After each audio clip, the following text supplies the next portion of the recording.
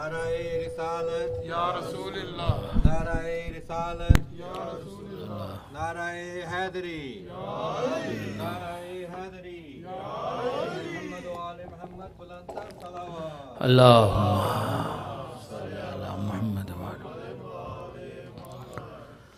اعوذ باللہ من الشیطان اللعین الرجیم، بسم اللہ الرحمن الرحیم، الحمد للہ رب العالمین، والصلاة والسلام علی اشرف الانبیاء والمرسلین، سیدنا و مولانا ابی القاسم محمد۔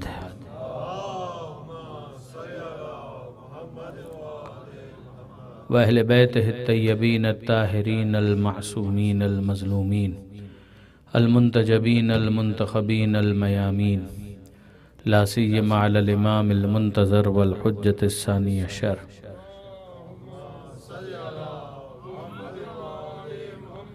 الذين أذهب الله عنهم الرجس وطهرهم تطهيرا۔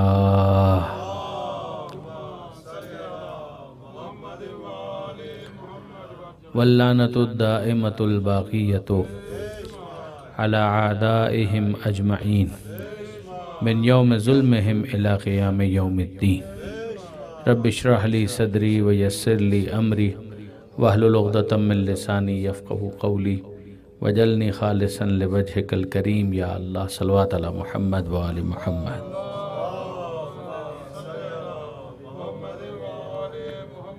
اما بعد فقد قال اللہ سبحانہ وتعالی فی القرآن الحکیم، بسم اللہ الرحمن الرحیم، یا ایہا الناس انا خلقناکم من ذکر و انثی وجعلناکم شعوبا وقبائل لتعارفوا ان اکرمکم عند اللہ اتقاکم۔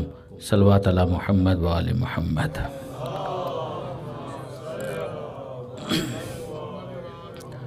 برادران عزیز و خاران محترم، سورہ حجرات کی آیت مسلسل آپ سماعت فرما رہے ہیں۔ ارشاد پروردگار تمام انسانیت سے ہے، تمام انسانوں کو مخاطب کیا ہے خدا نے، اور یہ ارشاد فرمایا کہ یا ایہا الناس، اے انسانوں، انا خلقناکم، ہم نے تم کو پیدا کیا، من ذکر و انثی، ماں باپ کے ذریعے سے، ایک مرد اور ایک عورت کے ذریعے سے ہم نے تم کو پیدا کیا۔ وَجَعَلْنَاكُمْ شُعُوبًا وَقَبَائِلًا، ہم نے تم کو شعوب اور قبائل میں، کمیونٹیز میں، ٹرائبز میں، قبیلوں میں، یہ ہم نے تم کو پلیس کیا۔ مقصد کیا تھا کہ لِتَعَارَفُوا، مقصد یہ نہیں تھا کہ تم کسی تعصب کا شکار ہو جاؤ، مقصد یہ نہیں تھا کہ کسی عصبیت کا نشانہ بن جاؤ، مقصد یہ تھا کہ اس کے ذریعے سے تمہارا تعارف ہو سکے۔ یہ تمہارا انٹروڈکشن ہے، یہ پوائنٹس ہیں، یہ ریفرنسز ہیں، یہ حوالے ہیں کہ جن کے ذریعے سے تم ایک دوسرے کو اپنا تعارف کروا سکتے ہو۔ اور ظاہر ہے کہ جیسے کہ میں نے کل بھی گزارش کی تھی کہ انسان ان حوالوں کو کئی مرتبہ ذمہ داریوں کے حوالے سے بھی ترجیح دیتا ہے، اور اس میں بھی کوئی حرج نہیں ہے۔ اگر ایک انسان اپنے قوم اور قبیلے کے لیے ترجیحی بنیادوں پر کوئی سوشل کام کرنا چاہے، کوئی ویلفیئر کا کام کرنا چاہے، کوئی رفاہی کام کرنا چاہے، تو اسلام کو اس پر کوئی اعتراض نہیں، بلکہ اسلام اس بات کو پسند کرتا ہے کہ انسان اپنے قبیلے سے، اپنی قوم سے اس کام کو شروع کرے۔ جیسے کہ میں نے کل بھی گزارش کی تھی کہ چراغ تلے اندھیرا نہیں ہونا چاہیے، چیریٹی بگنز ایٹ ہوم، اس میں کوئی خرابی نہیں ہے، اس میں کوئی حرج نہیں ہے۔ اگر انسان سب سے پہلے اپنی اولاد کا بھلا چاہتا ہے تو یہ اس کا فطری حق ہے۔ یہ پروردگار عالم نے اس کے انسٹنکٹ کے اندر، اس کی نیچر کے اندر، اس کی فطرت کے اندر رکھا ہوا ہے کہ وہ اپنے گھر سے شروع کرے گا۔ آخرت کی بھلائی وہ چاہتا ہے تب بھی وہ اپنے گھر سے شروع کرے، دنیا کی بھلائی چاہتا ہے تب بھی وہ اپنے گھر سے شروع کرے۔ اس بھلائی چاہنے میں اپنے خاندان کو ترجیح دینا، اس میں نہ فقط یہ کہ کوئی اعتراض کی بات نہیں ہے، بلکہ یہ بالکل ایک نیچرل فینومینا ہے، انسان کی یہی ترتیب ہونی چاہیے، اس میں کوئی خرابی نہیں۔ پھر آ جائیے اس کے بعد اگلا مرحلہ جو کل بھی میں نے گزارش کی تھی، عصبیت کا انسان شکار نہ ہو جائے۔ وہ کہے کہ چونکہ میرا ہے، چاہے میرے قبیلے کا ہے، تو اب اس کے بعد اس کا کردار کتنا ہی خراب ہو، لیکن چونکہ میرے قبیلے کا ہے لہٰذا میں اس کو صاحب فضیلت مانوں گا۔ یہ وہ منزل ہے کہ جہاں پر پروردگار ہم کو روک دیتا ہے۔ ایک ہے بعض حوالوں سے لحاظ اور مروت، یہ تو وہ چیز ہے کہ جو یقیناً پسندیدہ ہے۔ کئی مرتبہ ایسا ہوتا ہے کہ انسان اپنے محسن کے گھر والوں کے لیے بھی ایک احسان مندی کے جذبات ہیں کہ جو اپنے دل کے اندر محسوس کرتا ہے۔ ایک آسان سی مثال آپ کی خدمت میں عرض کر دوں تاکہ وہ ایک غلط فہمی پیدا نہ ہونے پائے، جو میں قطعاً پسند نہیں کروں گا کہ میرے کسی بیان کی وجہ سے کسی ذہن کے اندر یہ غلط فہمی آ جائے، میں قطعاً پسند نہیں کروں گا۔ اور وہ کیا کہ کئی مرتبہ ایسا ہوتا ہے کہ جس کو انسان اپنا محسن سمجھتا ہے تو اس کے ساتھ وہ کوئی ایسا کام کرنا چاہتا ہے کہ جس کے ذریعے سے اس بات کو وہ ایکسپریس کر سکے کہ میں صرف لیٹر میں الفاظ کی حد تک اس کو محسن نہیں سمجھتا، بلکہ لیٹر ان اسپرٹ، عملی طور پر بھی میں اس کو اپنا محسن سمجھتا ہوں۔ تو ہوتا کیا ہے کہ جس کو آپ اپنا محسن سمجھتے ہیں، کبھی اس کو کوئی تحفہ بھیج دیتے ہیں، کبھی کوئی ہدیہ پیش کر دیتے ہیں، کبھی کوئی گفٹ اس کو دے دیا جاتا ہے۔ یہ کس لیے ہوتا ہے؟ یہ اسی لیے ہوتا ہے کہ انسان اس چیز کو ایکسپریس کر سکے۔ پسند کیا گیا ہے کہ انسان اپنے ماں باپ کو بھی کوئی نہ کوئی تحفہ پیش کرے۔ کہ اس سے کیا ہوگا؟ کہ ہوگا یہ کہ اس بات کا اظہار ہوگا، وہ اس بات کو پسند کرتے ہیں کہ ہماری اولاد جو محبت دل میں رکھتی ہے تو دل میں موجود محبت کو کسی عمل کے ذریعے سے ایکسپریس کیا جائے۔ اسی لیے اتنی تاکید کی گئی ہے کہ آپس میں تحفوں کا تبادلہ کیا کرو، اس کو پسند کیا گیا ہے، اس کو انکریج کیا گیا ہے۔ یعنی کئی مرتبہ ایسا ہوتا ہے کہ کوئی آتا ہے ہمارے پاس، اب ظاہر ہے کہ ہمارا پروفائل ایسا ہے کہ اس کی وجہ سے بہت سارے افراد آتے ہیں، کاؤنسلنگ کے لیے بھی آتے ہیں، مشورہ بھی کرنے آتے ہیں کہ والدہ ناراض ہیں، ہم کیا کریں، ماں ناراض ہیں، ہم کیا کریں۔ اب آپ مجھے بتائیے برادران عزیز کہ ماں آپ کی ناراض ہے، آپ مجھ سے پوچھ رہے ہیں کہ کیا کریں۔ آپ کو کچھ کرنا ہے کہ جس سے وہ ناراضی دور ہو جائے۔ آپ مجھ سے یہ پوچھ رہے ہیں کہ آپ کیا کریں، تو آپ اتنا اطمینان رکھیے کہ وہ ناراضی کا اظہار جتنا بھی کیا کریں، لیکن یہ ہے کہ کچھ ذرا سا بھی آپ کی طرف سے اظہار ہو جائے گا تو وہ ناراضی برطرف ہو جائے گی۔ یعنی کیا انسان کرے؟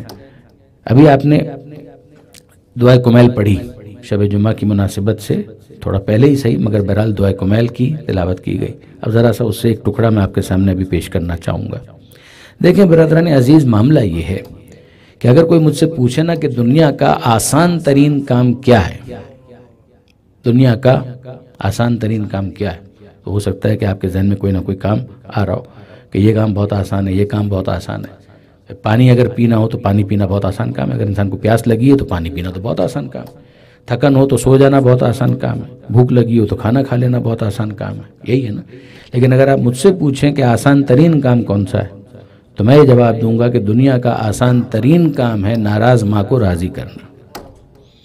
اگر ماں ناراض ہو جائے تو اس کو راضی کرنا دنیا کا آسان ترین کام، آسان ترین کام ہے۔ کہا جی ہاں، اس کی طرف سے ناراضی کا اظہار زیادہ ہوتا ہے، وہ ناراض ہوتی نہیں ہے، وہ تو انتظار کر رہی ہوتی ہے کہ کچھ ایسا یہ کرے کہ جس کے بعد مجھے یہ کہنے کا موقع ملے کہ ہاں میں نے تجھے معاف کر دیا۔ یعنی اگر فقط انسان گھٹنوں کو ہاتھ لگا لے، ہاتھوں کو بوسہ دے دے، ایک پھول لے کر چلا جائے تو آپ یاد رکھیے تو وہ تو فوراً راضی ہو جائے گی۔ تو دنیا کا آسان ترین کام ہے ناراض ماں کو راضی کرنا۔ اور اب اگلا جملہ میں عرض کروں اگر آپ مجھے اجازت دیں، آسان ترین کام ہے ناراض ماں کو راضی کرنا، اس سے بھی آسان کام ہے ناراض رب کو راضی کرنا۔ ناراض ماں کو راضی کرنا آسان ترین کام ہے، مگر اس سے بھی آسان کام ہے ناراض رب کو راضی کرنا، اس لیے کہ وہ تو کبھی ایک سجدے پر راضی ہو جاتا ہے، کبھی ندامت کے ایک آنسو پر راضی ہو جاتا ہے۔ بس شرط اتنی سی ہے کہ انسان وہ سجدہ کر کے دیکھے، وہ آنسو بہا کر دیکھے۔ اسی لیے مولا کائنات نے دعائے کمیل کے اندر یہ سکھایا کہ پروردگار کو مخاطب کرو تو کیا کہو کہ یا سریع الرضا، اے بہت جلد راضی ہو جانے والے، اے بہت جلد راضی ہو جانے والے۔ یعنی وہ راضی ہونے میں وقت نہیں لگاتا۔ جس طرح سے ماں اپنی اولاد سے بہت جلد راضی ہو جاتی ہے، اسی طرح سے پروردگار اپنے بندے سے بہت جلد راضی ہو جاتا ہے۔ لیکن اب ایک جملہ اور عرض کروں گا اور آپ کے ذوق سے بہت نزدیک ہو کر عرض کروں گا کہ وہ رب جو اتنی جلد راضی ہو جاتا ہے، وہ بھی دین سے اس وقت تک راضی نہیں ہوتا جب تک علی کی ولایت کا اعلان نہ کر دیا جائے۔ وہ بہت جلد راضی ہو جاتا ہے مگر دین سے اس وقت تک راضی نہیں ہوتا کہ جب تک علی کی ولایت کا اعلان نہ ہو جائے۔ جب ہاتھوں پر بلند کر کے پیغمبر کہیں کہ من کنت مولا ہو فہذا علی المولا، تو اب اس کے بعد اعلان ہوتا ہے کہ آج دین کو مکمل بھی کر دیا، نعمتوں کو تمام بھی کر دیا، وَرَضِيتُ لَكُمُ الْإِسْلَامَ دینا، اور دین اسلام سے میں راضی ہو گیا۔ تو اب برادران عزیز غور کیجئے گا کہ اگر علی کی ولایت نہ ہو تو یہ کہنے کا مجھے حق دیجئے کہ یہ دین رضی اللہ نہیں ہے۔ اگر علی کی ولایت کا اعلان نہ ہو تو پھر یہ دین سب کچھ ہے مگر رضی اللہ نہیں ہے. تو اگر علی کی ولایت کے بغیر دین رضی اللہ نہیں بن سکتا تو علی کی ولایت کے بغیر کوئی بندہ کیسے رضی اللہ بن جائے گا؟ درود بھیجیے گا محمد و آل محمد پر.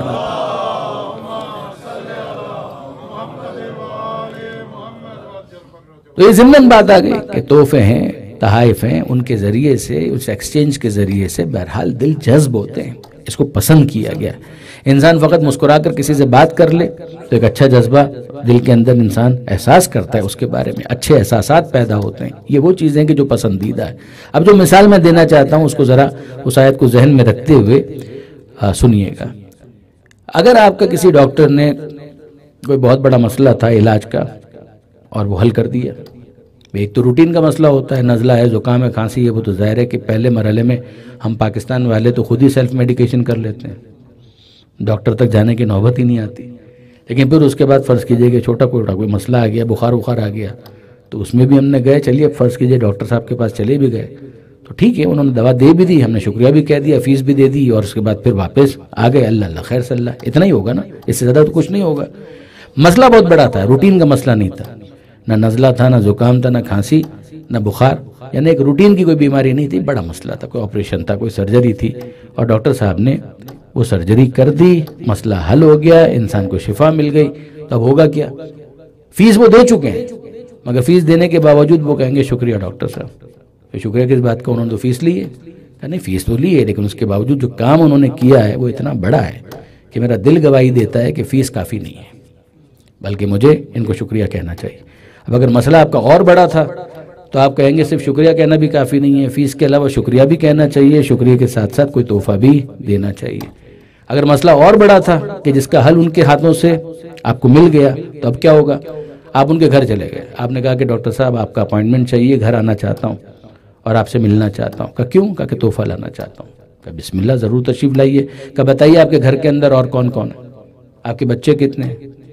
انہوں نے کہا میرے اتنے بچے ہیں. کہا کہ ان کے لیے بھی میں تحفہ لانا چاہتا ہوں. اب آپ کا کوئی دوست ہے، ساتھی ہے، وہ آپ سے کہہ رہا ہے کہ جناب آپ ڈاکٹر صاحب کے لیے تحفہ لے جا رہے ہیں، یہ تو سمجھ میں آتا ہے، ان کی اولاد نے تو آپ کا آپریشن بھی نہیں کیا، تو پھر اس کے بعد یہ تحفہ آپ کیوں لے جانا چاہتے ہیں؟ تو وہ کیا جواب ملے گا؟ وہ جواب ملے گا کہ اگر ڈاکٹر صاحب کے ساتھ میں کوئی نیکی کا سلوک کرنا چاہتا ہوں تو میرے پیش نظر رہنا چاہیے. جن کو وہ عزیز سمجھتے ہیں ان کے ساتھ کوئی نیکی کرنا یہی مانا جائے گا کہ ان کے ساتھ نیکی کی جا رہی ہے.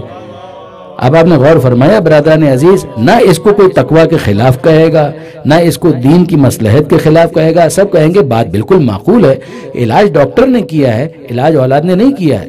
مگر ڈاکٹر کے علاج کو ریکگنائز کرنا، ایکنالج کرنے کا ایک انداز یہ ہو سکتا ہے کہ فیس دی جا چکی ہے، شکریہ کہا جا چکا ہے، تحفہ دیا جا رہا ہے، مگر وہ تحفہ صرف ڈاکٹر تک محدود نہ ہو بلکہ ڈاکٹر کے گھر والوں کو بھی اس کے اندر شامل کر لیا جائے. تو آپ انصاف سے مجھے بتائیے کہ جسم کے کسی بڑے مسئلے کا علاج اگر کسی ڈاکٹر کے ساتھ ہو جائے تو اس کے لیے ہمیں یہ بات سمجھ میں آتی ہے کہ اس کی اولاد کے ساتھ نیکی کرنی چاہیے.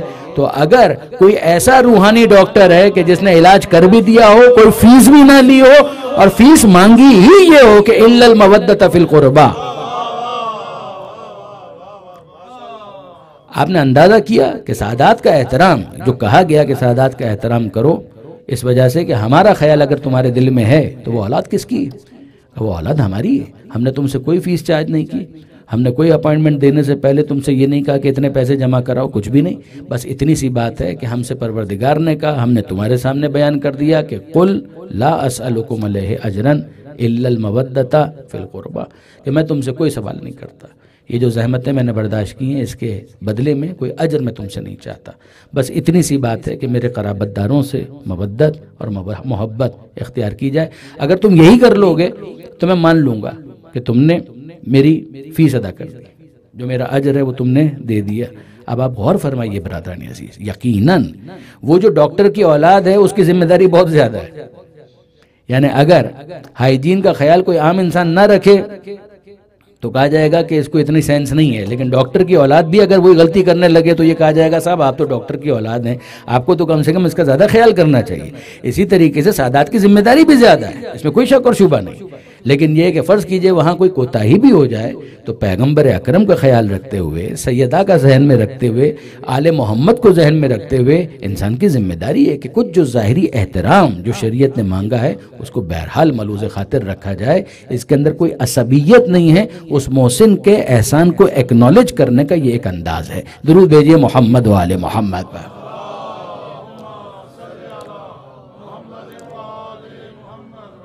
اگر یہ بات میں واضح کر پایا برادران عزیز تو اب تھوڑا سا ایک سٹیپ اور آگے بڑھ جائیے.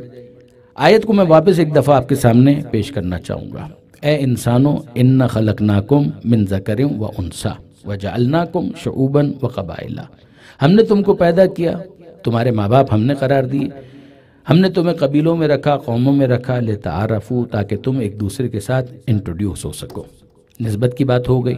اب اس کے بعد آتی ہے اصل معیار فضیلت. ان اکرمکم عند اللہ اتقاکم. تم میں اللہ کے نزدیک عزت میں وہ زیادہ ہے کہ جو تقوی میں آگے ہے.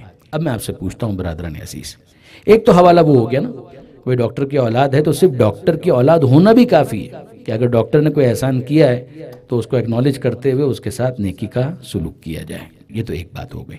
لیکن اب آگے بڑھ جائیے.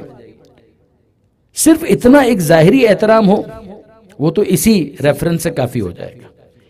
لیکن اگر ہمارے سامنے معیار یہ بیان کیا جائے کہ تقوی اگر زیادہ ہے تو عزت خدا کے نزدیک زیادہ ہے، تو اب میں آپ سے پوچھتا ہوں کہ پیغمبر اکرم جو آل محمد کا تعارف کروا رہے ہیں اور جو اہل بیت کا تعارف کروا رہے ہیں وہ کیا صرف اسی وجہ سے کروا رہے ہیں کہ وہ ان کی اولاد ہیں؟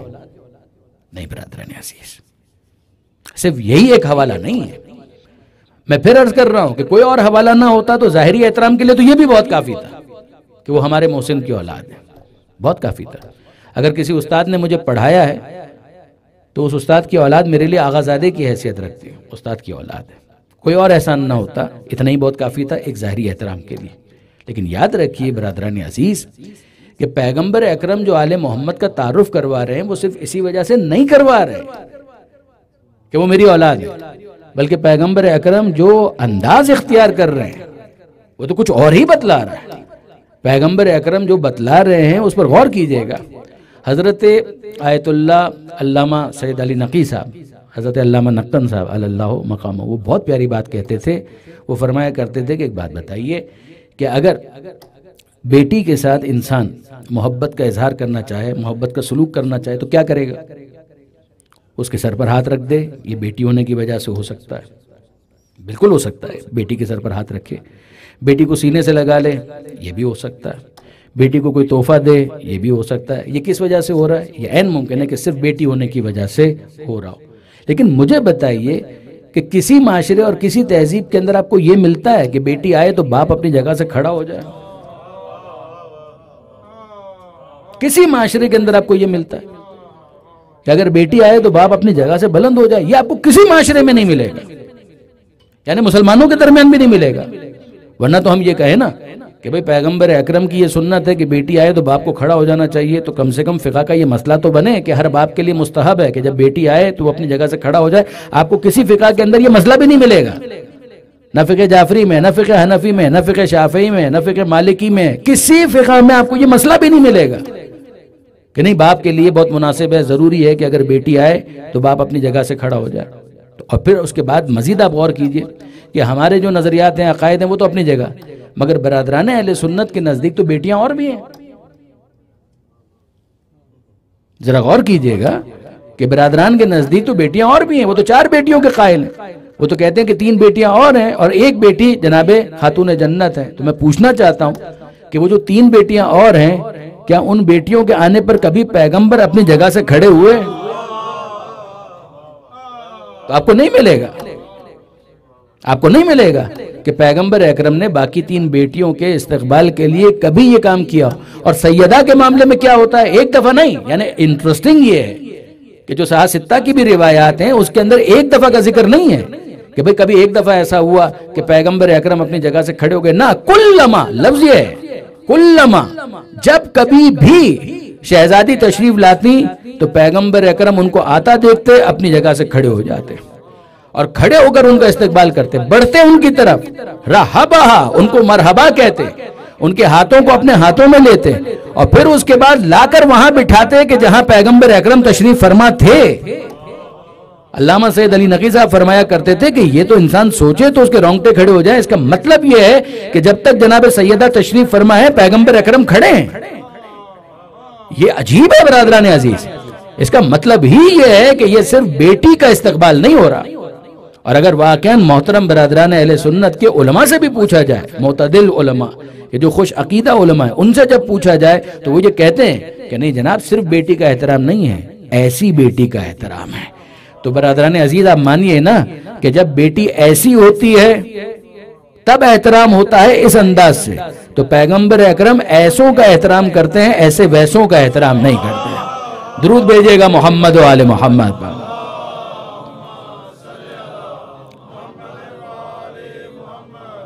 اور پھر آپ مزید غور کیجئے کہ نواسیں ہیں، بے شک نواسیں، ہر انسان اپنے نواسوں سے محبت کرتا ہے، اس میں کوئی شک نہیں ہے۔ لیکن یہ ہے کہ نواسوں سے محبت کرتے ہوئے آپ کوئی ہدیہ دینا چاہیں، تحفہ دینا چاہیں تو آپ چاکلیٹ کھلا سکتے ہیں، آپ مٹھائی دے سکتے ہیں، آپ اپنا نوالا دے سکتے ہیں، آپ سر پر ہاتھ پھیر سکتے ہیں، آپ گال تھپ تھپا سکتے ہیں، آپ پیشانی پر بوسہ دے سکتے ہیں، آپ اپنے کندھے پر بٹھا سکتے ہیں۔ یہ سب تو نواسوں کی حیثیت سے بالکل ہو سکتا ہے، مگر کیا صرف نواسا ہونے کی وجہ سے جنت کے جوانوں کا سردار بنا دیا جائے گا؟ کہ یہ صرف اس وجہ سے ہو رہا ہے کہ وہ نواسے ہیں؟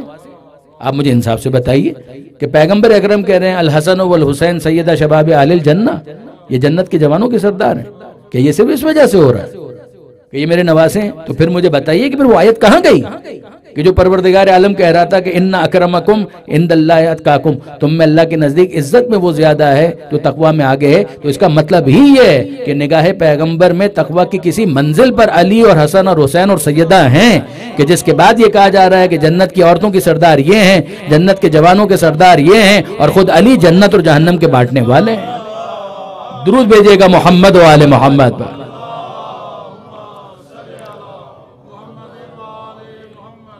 تو یاد رکھیے گا برادران عزیز، میں پھر بار بار اصرار کے ساتھ کہہ رہا ہوں، اس لیے کہ کئی مرتبہ یہ چیزیں وہ ہیں کہ جو ہمارے نوجوانوں کو کنفیوز کرتی ہیں کہ یہ کیا بات ہوئی کہ ایک طرف تو آپ نے کہا کہ عزت میں وہ آگے ہے کہ جو تقوی میں آگے، اور دوسری طرف آپ یہ کہہ رہے ہیں کہ نواسا ہونے کی وجہ سے۔ جی نہیں، ہم نے کبھی یہ نہیں کہا کہ صرف نواسا ہونے کی وجہ سے، قطعاً ہم نے کبھی بھی یہ نہیں کہا۔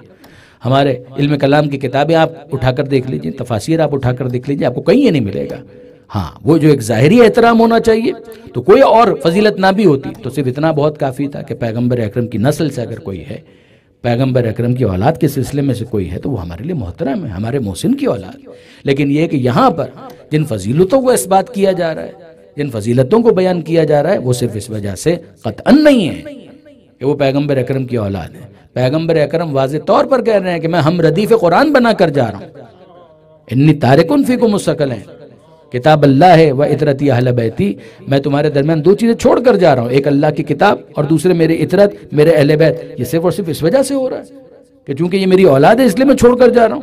یہ جو پیغمبر اکرم اتنی بڑی سند دے رہے ہیں کہ جب تک ان سے متمسک رہو گے کبھی گمراہ نہیں ہوں گے، آپ مجھے بتائیے کہ یہ صرف اس وجہ سے ہو رہا ہے؟ نہیں، قطعاً ایسا نہیں ہے۔ یہ کبھی ایک دوسرے سے جدا نہیں ہوں گے، حتی یرد علی الحوض، جب تک کہ حوض کوثر پر میرے پاس پہنچ نہیں جاتے۔ یہ کوئی انتظام ہے، یہ کوئی اہتمام ہے جو پیغمبر اکرم کی طرف سے۔ یہیں پر ایک جملہ اور بھی میں عرض کروں گا، اور یہ بھی خاص طور پر اپنے جوانوں کے لیے اور اپنے بچوں کے لیے عرض کر رہا ہوں کہ ایک ڈاکومنٹری جس زمانے میں پاکستان میں، یہ میں آج سے شاید 30 سال پرانی بات کر رہا ہوں، جب پاکستان میں یہ فسادات بہت عروج پر تھے اور بہت قتل و غارت گری کا بازار گرم تھا، تو اس زمانے میں مجھے یاد ہے کہ بی بی سی نے ایک ڈاکومنٹری تیار کی تھی، اور اس ڈاکومنٹری کے اندر انہوں نے اس کو ڈسکس کیا تھا۔ وہ ڈسکس کیا کیا تھا؟ وہ ڈسکس یہ کیا تھا کہ جناب پاکستان کے اندر جو مسائل ہیں، یہ جو فرقہ وارانہ جو قتل و غارت گری ہو رہی ہے، تو اس میں دو ہی فرقے ہیں، ایک شیعہ ہے، ایک سنی ہے۔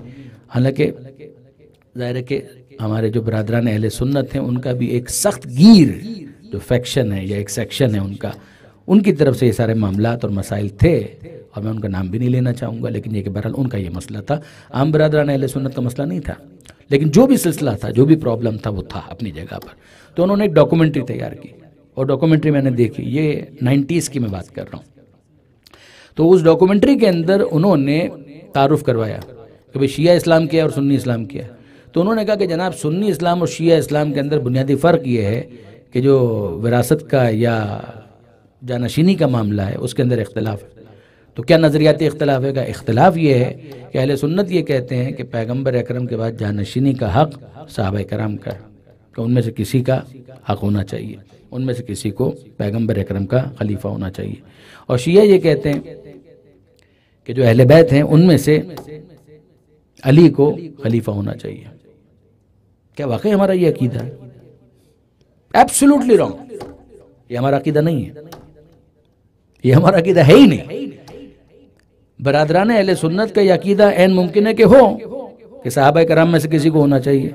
ہمارا یہ عقیدہ ہے ہی نہیں کہ اہل بیت میں سے کسی کو ہونا چاہیے. جی نہیں، یہ ہمارا عقیدہ نہیں ہے. ہمارا عقیدہ کیا ہے؟ بڑا سیدھا اور صاف ہے، بڑا سیدھا اور صاف عقیدہ ہے.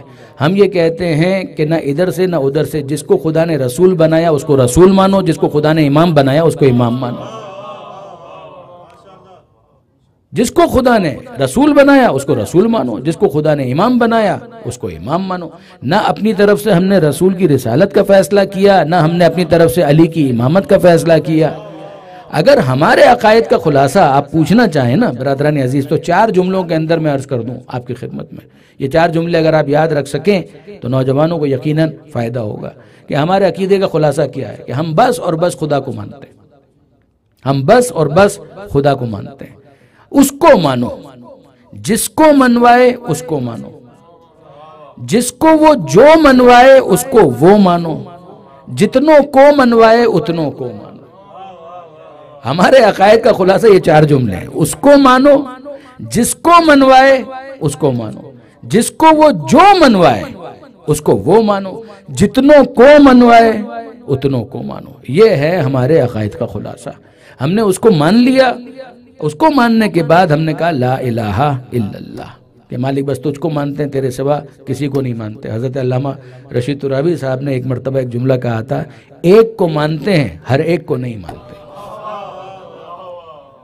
ہر ایک کو نہیں مانتے، ایک کو مانتے ہیں ہر ایک کو نہیں مانتے. اب اس کے ایک کے کہنے پر ہم کسی کو بھی ماننے کے لیے تیار ہیں. تو ہم نے کہا ہے پروردگار تو بتا کہ تیرے بعد بھی کسی کو ماننا ہے تو ہم اس کو خدا مان لیں. کہا کہ خبردار، میرا کوئی شریک نہیں ہے، میں ایک ہوں، اکیلا ہوں، وحدہ لا شریک. ہم نے کہا لا الہ الا اللہ. کہا کسی کو نہیں مانے. کہا میں نے یہ کب کہا کہ کسی کو نہیں ماننا ہے؟ کہ کسی اور کو میرے ساتھ شریک خدا قرار مت دینا. تو مالک پھر اس کے بعد کیا ماننا ہے؟ کہ جس کو میں رسول بناؤں اس کو رسول مانو. ہمیں رحمانی توحید چاہیے، ابلیسی شیطانی توحید نہیں چاہیے. یہ یاد رکھیے گا برادران عزیز. خدائے رحمان کی توحید یہ ہے کہ خدا کو خدا مانو، اور خدا کہے کہ آدم کو مانو تو آدم کو مانو. ابلیس کا مسئلہ یہ تھا کہ وہ خدا کو ماننے کے لیے تیار تھا مگر آدم کو ماننے کے لیے تیار نہیں تھا. میں حیران ہوں کہ پروردگار عالم نے اس کو کافر ڈکلیئر کر دیا. پروردگار کہتا ہے ابا، اس نے انکار کیا، واستکبرا، ایروگنس کا، تکبر کا مظاہرہ کیا، وکانا من الکافرین، اور وہ کافر ہو گیا. تھا وہ پرانا کافر. دونوں ترجمے ٹھیک ہیں. یہ عجیب ہے کہ وہ خدا کو مان رہا ہے. جب آدم کا انکار کر رہا تھا تب بھی وہ پروردگار عالم کو خدا کہہ کر، رب کہہ کر مخاطب کر رہا تھا. اور پروردگار کا فتویٰ کیا ہے؟ پروردگار کہتا ہے کانا من الکافرین، وہ کافروں میں سے. تو میں پوچھتا ہوں اے پروردگار، تجھ کو مان رہا ہے پھر کافر کیسا؟ کہ جو مجھ کو مانے مگر جس کو میں منوانا چاہتا ہوں اس کو نہ مانے وہ بھی میرے نزدیک کافر ہے. آپ نے غور فرمایا برادران عزیز کہ اصول ہمارے سامنے جو ہے وہ اتنا سا ہے کہ خدا جس کو منوائے. تو جب خدا کی ذات کو مان رہے ہو تو خدا کی بات کو بھی مانو، خدا کی بات کا بھی بھرم رکھو. یہ تو نہیں ہے کہ خدا کو مان لیا مگر خدا کی بات کو قبول نہیں کر رہے. یہ ابلیسی اور شیطانی توحید ہے کہ جہاں پر ابلیس خدا کو ٹیچ کرتا ہے اور کہتا ہے کہ مالک تجھے کیا معلوم کہ تیری توحید کا کیا تقاضا ہے، میں تجھے سمجھاتا ہوں. یہ آدم کے سامنے میں سجدہ نہیں کرنا چاہتا. اور یاد رکھیے گا کہ اس نے سجدے سے انکار کیا اور پروردگار عالم کو ایک ڈیل آفر کی. یہ بھی کمال ہے.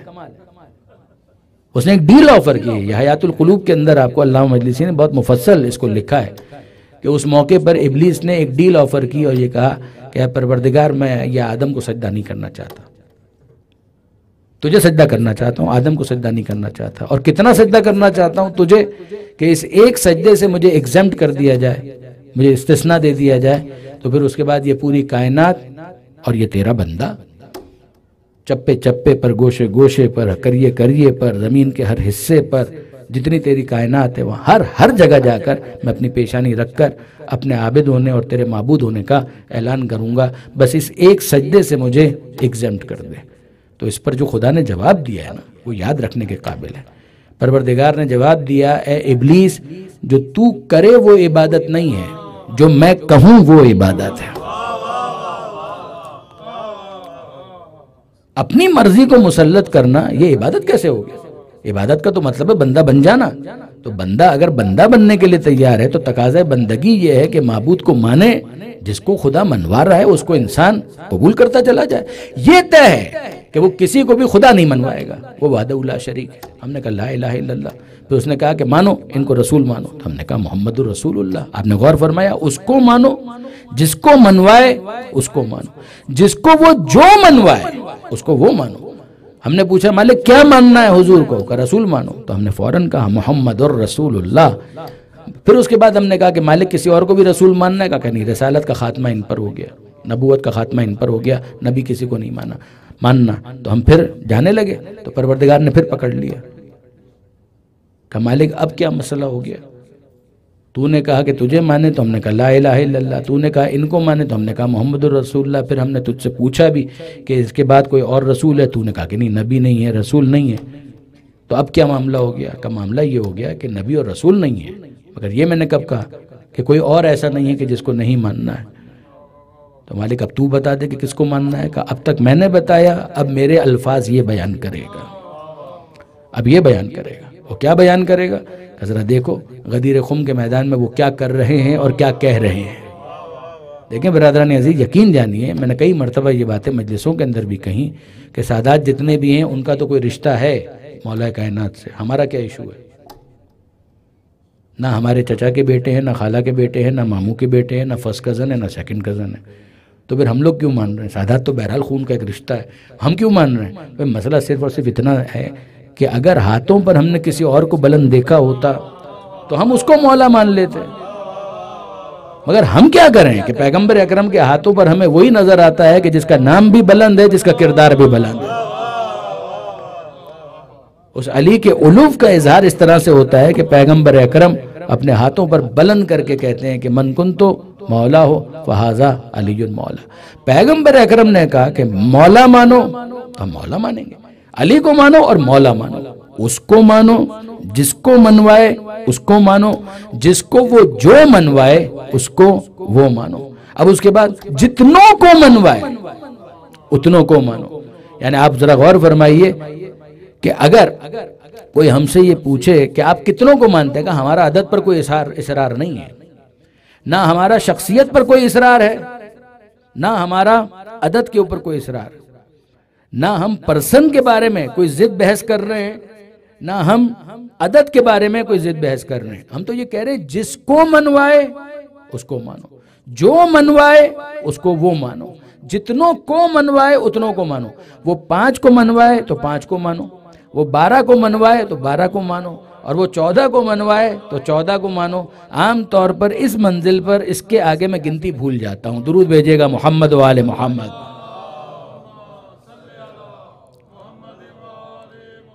ہم نے 1,24,000 نبیوں کو مانا تو کس وجہ سے مانا؟ 1,24,00,000 کو وہ منوائے، ہم 1,24,00,000 کو مان لیں گے۔ مگر یہاں پر بھی ہمارا معاملہ یہ ہے کہ چادر میں ہمیں 5 نظر آتے ہیں تو ہم 5 کو مانتے ہیں، بیان پیغمبر میں ہمیں 12 اماموں کا ذکر ملتا ہے تو ہم 12 اماموں کو مانتے ہیں، سیدہ کو ملا کر اور پیغمبر کو شامل کر کے 14 معصومین کا ذکر ملتا ہے تو ہم 14 کو مانتے ہیں۔ ہمارا معاملہ بالکل کلیئر ہے۔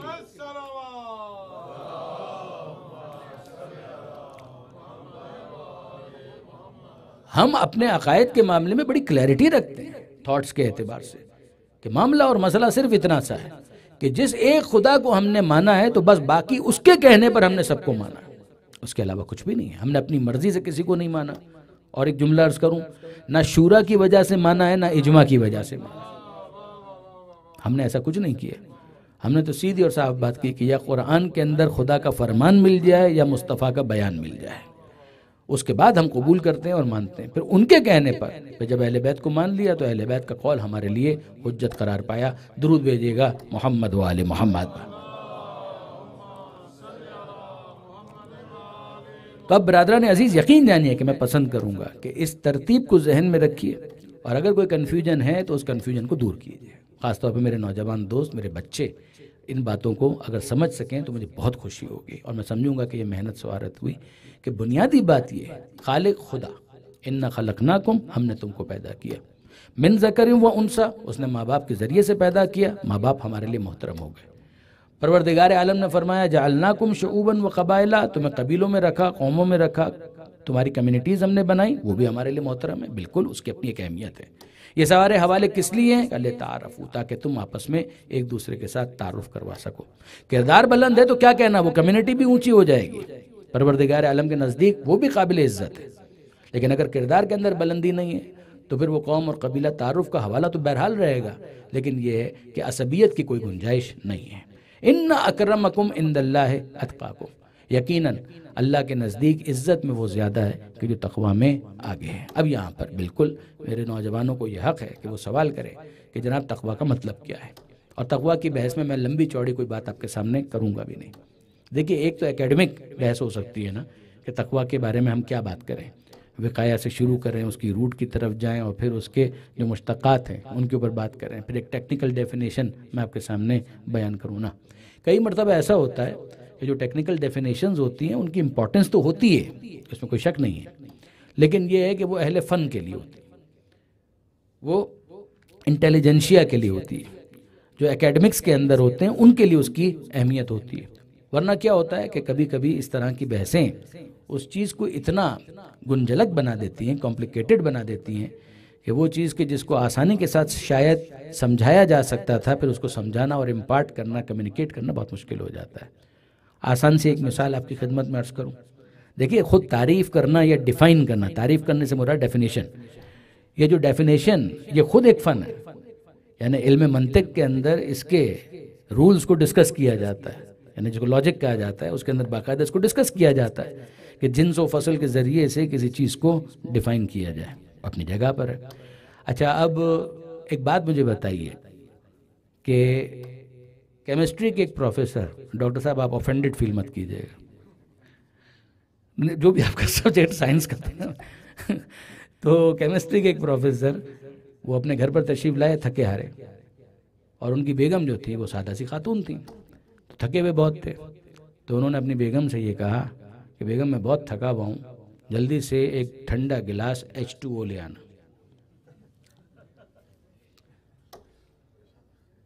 ایک ٹھنڈا گلاس اگر H2O کا مل جائے تو میری ساری تھکن ختم ہو جائے. تو بیگم نے کہا یہ آپ جس بلا کا ذکر کر رہے ہیں وہ آپ کہاں رکھی ہوئی پہلے یہ تو بتائیے. بھائی H2O لے آؤ، ایک گلاس H2O لے آؤ.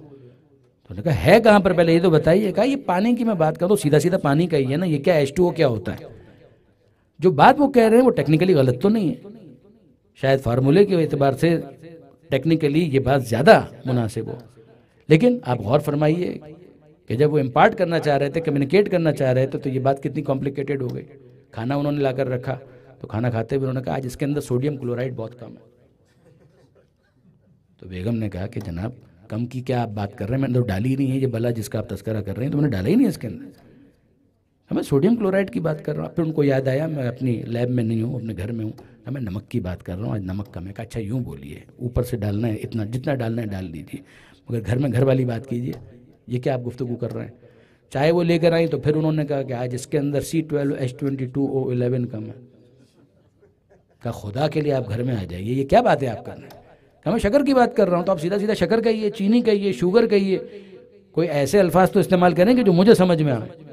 اب آپ ذرا غور کیجئے کہ پروردگار عالم نے خود انبیاء کے بارے میں یہ کہا کہ وَمَا أَرْسَلْنَا مِن رَسُولٍ إِلَّا بِلِسَانِ قَوْمِهِمْ، ہم نے جب کسی رسول کو کسی قوم میں بھیجا تو اس بات کا خاص اہتمام کیا کہ رسول کی زبان وہی ہونی چاہیے جو قوم کی زبان ہے، ورنہ سیدھی سی بات ہے کہ کمیونیکیشن گیپ تو آ ہی جائے گا، فاصلہ آ جائے گا. زبان یار من ترکی ومن ترکی نمیدانم، میرے یار میرے دوست کی زبان ترکی ہے اور مجھے ترکی نہیں آتی، تو وہ اظہار محبت بھی کرتا ہے تو مجھے سمجھ میں نہیں آتا، اور میں کچھ کہتا ہوں تو وہ نہیں سمجھ پاتا، تو وہ اپنی اپنی بول رہے ہیں، ہم اپنی اپنی بول رہے ہیں، کوئی بات آگے بڑھ نہیں پا رہی ہے. آپ نے غور فرمایا برادران عزیز. اب آئیے ذرا سا اس لفظ تقویٰ کے اوپر توجہ کیجیے گا. اس کو ڈیفائن کرنے کے لیے بہت کچھ کیا جا سکتا ہے ٹیکنیکلی، لیکن یہ کہ نہیں ایک اور اصطلاح ہے ہمارے پاس، اور یہ بھی علم منطق ہی کی اصطلاح ہے، تعریف بالمثال، کہ کسی مثال کے ذریعے سے کسی چیز کو ڈیفائن کرنا. اور یہ کام خود نہج البلاغہ میں حضرت امیر المومنین علی ابن ابی طالب علیہ السلام نے کیا. مولا کائنات نے مثال کے ذریعے سے تقوی کو ڈیفائن کیا. مولا فرماتے ہیں الفاظ میرے ہیں، مطلب امیر المومنین کا ہے، نہج البلاغہ کے اندر یہ موجود ہے. اور مولا کی اس مثال سے یقین جانیے کہ ہمارے محترم برادران اہل سنت کے کئی علماء نے استفادہ کیا ہے. شکوہ میرا یہ ہے کہ وہ نام نہیں لیتے. مجھے نہیں معلوم کہ اس میں اتنی تنگ نظری کیوں ہے.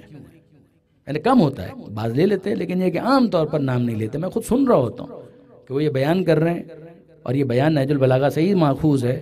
امیر المومنین ہی نے اس چیز کو بیان کیا ہے. نہج البلاغہ میں یہ مثال موجود ہے. آپ مثال بھی بیان کر رہے ہیں، مگر یہ عجیب روش ہے کہ مقطع کے بغیر غزل پڑھنے پر اتنا اصرار کیوں ہوتا ہے؟ غالب کی غزل ہے تو غالب کا تذکرہ کر دیجئے نا، اس میں آپ کا کیا ہے؟ آپ کا کیا نقصان ہو جائے گا؟ تو مقطع کے بغیر بھی غزل نہ پڑھیں، اور مقطع میں جو تخلص ہے وہی رکھیں، غالب کو ثاقب بھی نہ کریں، یہ بھی نہ کریں. جس کا کام ہے اسی کو کوٹ کیجئے. تو ہوا یہ، امیر المومنین نے نہج البلاغہ میں تقوی کو ڈیفائن کیا، اور تقوی کو ڈیفائن کرنے کے لیے انہوں نے مثال دی ہے مرکب کی. مرکب یعنی سواری، راکب یعنی سوار، مرکب یعنی سواری. وہ فرماتے ہیں کہ تقوی کیا ہے، اس کو سمجھنے کے لیے راکب اور مرکب یعنی سواری اور سوار. آپ گاڑی پر بیٹھتے ہیں، گاڑی میں بیٹھتے ہیں، گاڑی کو چلاتے ہیں تو آپ سوار ہیں اور گاڑی سواری ہے. آپ گھوڑے پر بیٹھتے ہیں تو گھوڑا سواری ہے، اور جو اس کے اوپر سواری کر رہا ہے وہ سوار ہے. انہوں نے مولا کائنات نے گھوڑے کی مثال دی کہ ذرا گھوڑے کے اوپر غور کرو. دو میں سے ایک بات ہے، گھوڑے کی لگام ہوگی تو کنٹرول کرنے کا کوئی امکان بھی پیدا ہوگا. بعض سواریاں ایسی ہوتی ہیں کہ جن کی لگام نہیں ہوتی، کہتے ہیں، مجھے نہیں معلوم، کسی نے کبھی کوٹ کیا تھا کبھی کسی نے کوٹ کیا تھا کہ بابر بادشاہ جو ہے وہ بہت اچھی ہارس رائڈنگ کیا کرتا تھا. تو مصاحبوں نے کبھی کہا کہ بادشاہ سلامت آپ گھوڑے پر تو بیٹھتے ہی ہیں، کبھی آپ ہاتھی کی بھی سواری کیجئے، آپ کو مزہ آئے گا. لے آؤ. تو ہاتھی کو لے کر آئے اور بابر جمپ کر کے جسٹ لگا کر اس کے اوپر بیٹھ گیا. تو مصاحبین نے کہا کہ بس بادشاہ سلامت اس کو چلائیے. کہ چلائیں کہاں سے، اس کی لگام کدھر ہے؟ کہ بادشاہ سلامت یہ ہاتھی کی لگام نہیں ہوتی. لگام نہیں ہوتی پھر یہ کیا، اس کو چلائیں کیسے؟ کہا کہ بس اس کے کان کے نیچے تھوڑا یوں ہاتھ پھیریے وہ چلے گا. تو جس طرح سے وہ جمپ کر کے بیٹھا تھا اسی طرح سے جمپ کر کے نیچے اتر آیا. اور اس نے کہا بابر مر جائے گا، ایسی سواری پر نہیں بیٹھے گا کہ جس کی لگام اس کے ہاتھ میں نہ ہو. اب یہ واقعہ صحیح ہے یا فقط ایک حکایت ہے، مگر بات ہے بڑی پتے کی، انصاف کی بات کہ لگام جب آپ کے ہاتھ میں نہیں ہے تو آپ اس کے ڈسپوزل پر ہیں یا وہ آپ کے ڈسپوزل پر؟ آپ اس کے ڈسپوزل پر ہیں. لیکن اگر آپ گھوڑے پر بیٹھے ہیں اور لگام ہے تو اب اس کے بعد دیکھا جائے گا کہ یہ گھوڑا کنٹرول میں ہے، رام ہے، لگام کے ذریعے سے جو ہم اس کو سگنلز بھیج رہے ہیں یہ اس کو رسپونڈ کرتا ہے یا نہیں کرتا ہے. تو دو میں سے ایک بات ہے، یا یہ سرکش ہوگا یا یہ رام ہوگا. تو اگر یہ سرکش ہے تو آپ کے ہاتھ میں سواری بھی ہے تب بھی سرکشی دکھائے گا. اب آپ کا کام ہے کہ اس کو کس طریقے سے آپ کنٹرول کرتے ہیں، اس لیے کہ لگام تو آپ کے ہاتھ میں ہے. تو مولا فرماتے ہیں کہ بھئی گھوڑا دو طرح کا ہو سکتا ہے، ایک وہ جو سرکش ہو، ایک وہ کہ جو بہت ہی کنٹرول میں ہو. تو اگر وہ کنٹرول میں ہے تو تمہاری بات سنے گا، اور اگر کنٹرول میں نہیں ہے تو تمہاری بات نہیں سنے گا. یعنی کیا مطلب؟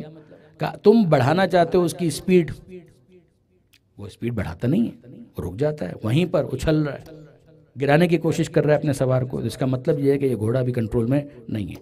آپ دائیں لے جانا چاہیں وہ بائیں بھاگ رہا ہے، آپ لیفٹ لے جانا چاہیں وہ رائٹ بھاگ رہا ہے، آپ پیچھے لے جانا چاہیں وہ آگے جا رہا ہے، آپ آگے لے جانا چاہیں وہ گھوم کر پیچھے آ جاتا ہے، آپ کو گرانے کی کوشش کر رہا ہے. اس کا مطلب یہ ہے کہ یہ گھوڑا ابھی کنٹرول میں نہیں ہے. لیکن اگر وہ کنٹرول میں آ گیا تو اب کیا ہوگا؟ وہ آپ کے اشارے کو پہچانے گا. آپ اس کو روکنا چاہیں وہ منع نہیں کرے گا، آپ اس کو دوڑانا چاہیں وہ بھاگے گا، آپ اس کو دائیں لے جانا چاہیں منع نہیں کرے گا، آپ اس کو لیفٹ لے جانا چاہیں وہ منع نہیں کرے گا. مولا فرماتے ہیں کہ جتنا وہ گھوڑا تمہارے قابو میں ہے اتنا تمہارا تسلط اس کے اوپر ہوگا، جتنا تمہارا نفس کا گھوڑا تمہارے قابو میں ہوگا اتنا تمہارا اس پر تسلط ہوگا. بس اس تسلط کو تقوی سمجھو، بس اس تسلط کو تقویٰ سمجھو کہ جتنا تم اپنے نفس کے گھوڑے کو کنٹرول کر لو. یعنی ایک تو یہ ہے کہ تم کہتے ہو کہ میں یہ کرنا چاہتا ہوں، نفس اندر سے کہتا ہے میں نہیں کرنے دوں گا، اور غالب وہ آ جاتا ہے. اگر وہ غالب آ جاتا ہے تو اس کا مطلب یہ ہے کہ ابھی یہ گھوڑا قابو میں نہیں ہے، سرکش ہے. لیکن اگر تم مختلف ڈرلز کے ذریعے سے، پریکٹسز کے ذریعے سے، مشقوں کے ذریعے سے، ریاضت کے ذریعے سے اس کو قابو میں کر لو تو پھر مطمئن ہو جاؤ کہ ایک وقت آئے گا کہ یہ تمہاری تمام باتوں کو قبول کرے گا. تم کہو گے مجھے فجر پر اٹھنا ہے، یہ منع نہیں کرے گا. تم کہو گے مجھے روزہ رکھنا ہے، یہ منع نہیں کر سکے گا. تم کہو گے مجھے کنٹریبیوٹ کرنا ہے، چیریٹی دینی ہے، یہ منع نہیں کر پائے گا. یاد رکھیے برادران عزیز، جناب شہید مرتضیٰ مطہری علی اللہ مقامہ، انہوں نے اپنی کتاب انسان کامل کے اندر ایک جگہ پر مولا کائنات کے ایک جملے کو کوٹ کیا. مولا یہ فرماتے ہیں، اور پھر اس کی تشریح کی انہوں نے. تو مولا کا وہ جملہ ذرا سنیے گا. یہ کلمات قصار میں آپ کو ملے گا. نہج البلاغہ کے 3 حصے ہیں، پہلا خطبات، دوسرا مکتوبات، اور پھر تیسرا آخری کلمات قصار، ون لائنر جس کو آپ کہہ لیجئے. اور کچھ مقامات پر وہ ون لائنر تھوڑا سا ایکسٹینڈڈ ہے، تقریباً 1 صفحے تک بھی چلا جاتا ہے. تو وہاں پر امیر المومنین نے ایک مقام پر ایک عجیب جملہ کا، تقویٰ، اس کو ذہن میں رکھیے گا، کنٹرول، نفس قابو میں، سرکشی نہ کرے، یہ ساری باتیں. مولا فرماتے ہیں کہ تعریف کرتے ہوئے، بعض افراد کی تعریف کرتے ہوئے، کہ صاحب الدنیا بابدان ارواحها معلقۃ بالمحل الاعلی. وہ تعریف کرتے ہوئے مولا فرماتے ہیں کہ یہ ایسے لوگ ہیں کہ جنہوں نے دنیا میں اس انداز سے صبح کی کہ ان کے جسم یہاں پر ہیں مگر ان کی روحیں ملائے اعلیٰ سے وابستہ ہو چکی ہیں. وہ اپنے آپ کو خدا سے جوڑے ہوئے ہیں، کنیکٹڈ ہیں. یہ جو ہم کہتے ہیں قربتاً الی اللہ، تو یہ قربتاً الی اللہ ایک طرح سے ایک ایفرٹ ہے، کوشش ہے خدا سے قریب ہونے کی. مگر اگر یہ قربت اسٹیبلش ہو جائے تو پھر اس کے بعد انسان قربت کے ان سگنلز کو اپنے دل کی اسکرین کے اوپر جگمگاتا ہوا محسوس کرتا ہے کہ یہ وہ چیز ہے کہ جو ان کو حاصل ہو گئی.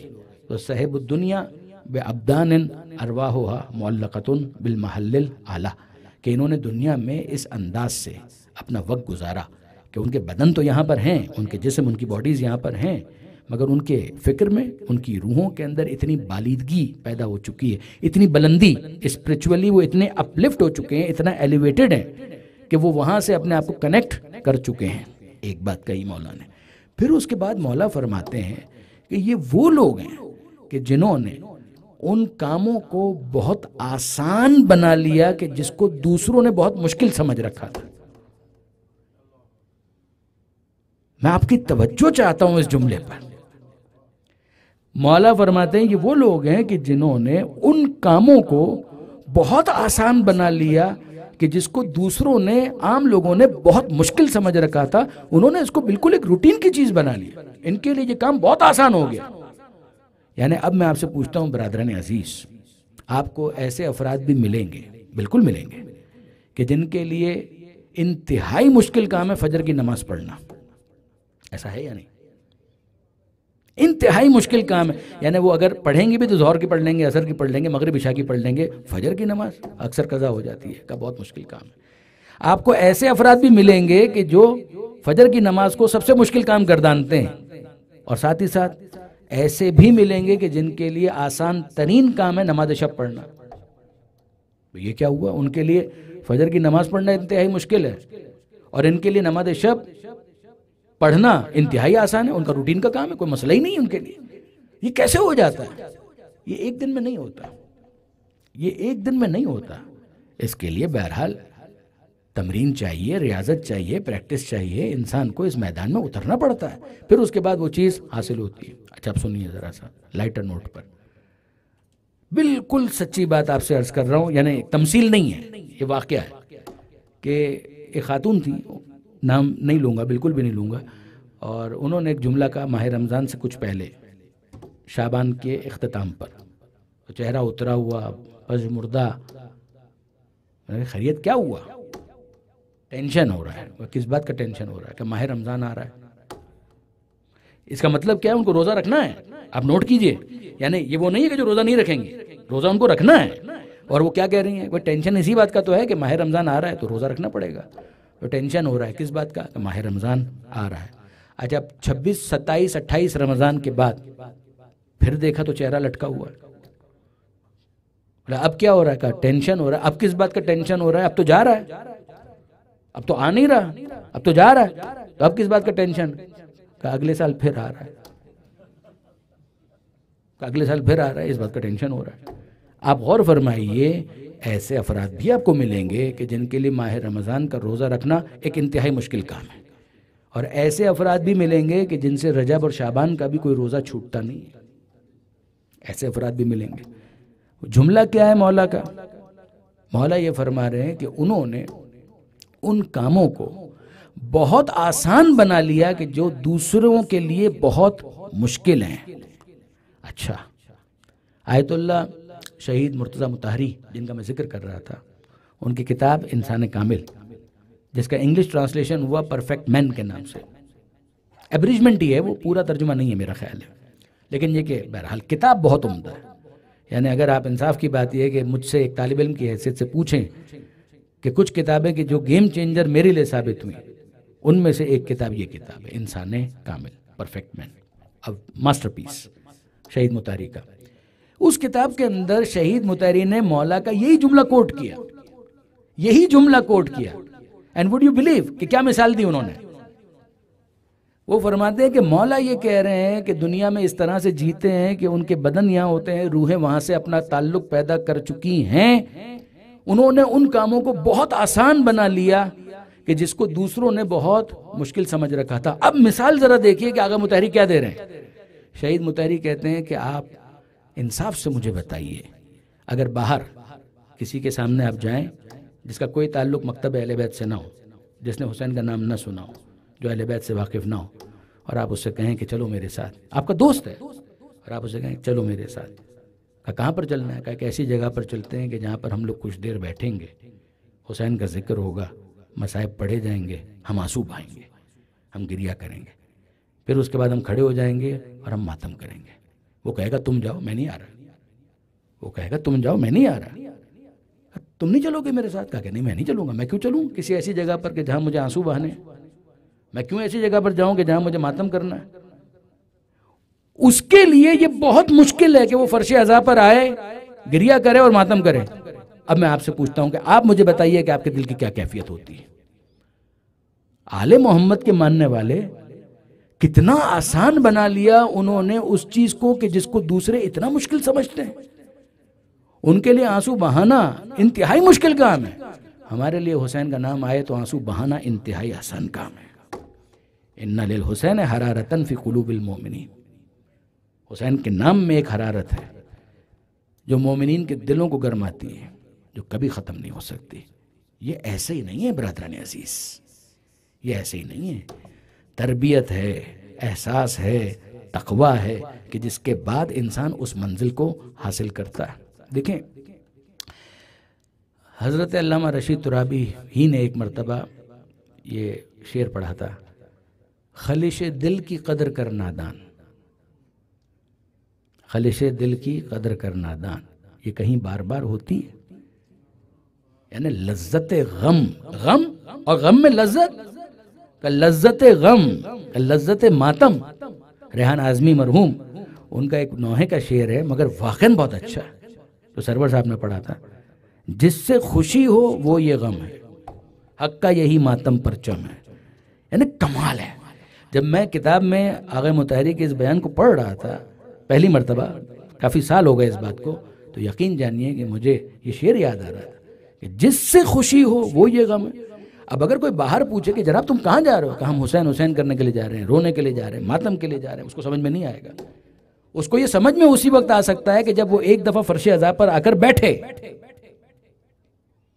وہ آئے فرش عزا پر اور آ کر بیٹھے, وہ یہ بیان سنیں اور پھر حسین کے غم کی کیفیت کو اپنے دل کے اندر محسوس کریں. پھر اس کو سمجھ میں آئے گا کہ یہ آنسو کس طرح سے اس کی دنیا کے غموں کا علاج بن جاتے ہیں. پروردگار عالم نے کوئی انتظام کیا ہے, کوئی اہتمام کیا ہے. فَاذْكُرُونِي أَذْكُرْكُمْ, تم مجھے یاد رکھو میں تمہیں یاد رکھوں گا. کیسے ہو سکتا ہے؟ وہ حسین کی جس نے نوک نیزہ پر خدا کو یاد رکھا, قرآن کو یاد رکھا, ذکر خدا کو یاد رکھا. پروردگار خدا کا یہ وعدہ ہے, اگر پوری دنیا سے سارے عزادار بالفرض ختم ہو جائیں تو سمجھ میں یہ آتا ہے کہ منصوبہ پروردگار ہے کہ در و دیوار سے یا حسین کی آواز آئے گی۔ حسین کو آل محمد کے ماننے والوں نے یاد کیا نہیں ہے، یاد رکھا ہے۔ یاد کرنے کا مرحلہ اس وقت آتا ہے کہ جب انسان بھول جائے، مگر یاد رکھیے کہ جو آل محمد کے ماننے والے ہیں انہوں نے اپنی تہذیب میں، اپنی ثقافت میں، اپنے روزمرہ کے معمولات میں اس کو شامل کر لیا۔ اور سکھایا کس نے؟ خود آل محمد نے سکھایا، خود اہل بیت نے سکھایا۔ میں آپ کی خدمت میں عرض کروں، علامہ سید علی نقی صاحب نے ایک کتاب لکھی عزائے حسین کا تاریخی تجزیہ، اور اس میں انہوں نے اس بات کو لکھا کہ ترکستان کا ایک غلام تھا کہ جس کو پتہ بھی نہیں تھا کہ حسین کون، مگر چاہنے والوں کے پاس وہ نوکری کرتا تھا، غلام تھا شیعوں کے پاس۔ تو اگر یہ عجیب بات ہے کہ اس نے جملہ کیا کہا؟ جملہ یہ تھا کہ جب کبھی، یعنی وہ امام کے پاس آ کر بتا رہے ہیں کہ مولا ہمارے پاس ایک غلام ہے اور وہ یہ ہمیں کہتا ہے، جب کبھی ہم اس کے اوپر ناراض ہونے لگتے ہیں، خفا ہونے لگتے ہیں، تو وہ ایک جملہ کہتا ہے کہ دیکھو تم کو اس کا واسطہ کہ جس کا نام لے کر تم رونے لگتے ہو۔ یعنی کس طریقے سے حسین کی یاد کو قائم رکھا گیا، یہ منصوبہ پروردگار کے بغیر ہو ہی نہیں سکتا تھا۔